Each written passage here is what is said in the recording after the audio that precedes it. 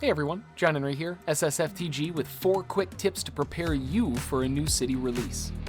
When a new city comes out, we have access to all kinds of new properties that we can mint, but to mint them, we have to have the UPIX to do it. You can only mint an UPIX, so make sure you have enough UPIX before the city releases.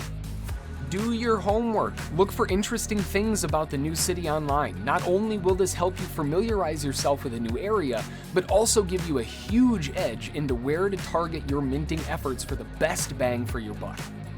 If you want to sell your properties, you have to be an Uplander level or higher. Make sure to level up your net worth by getting over 10,000 on your net worth so you can participate in the marketplace and start your virtual real estate flipping empire. A new city may be attached to a previous one, or it could be a totally new area. Either way, we need to travel to them. Make sure to read through the latest updates from the Upland team so you know how to get there.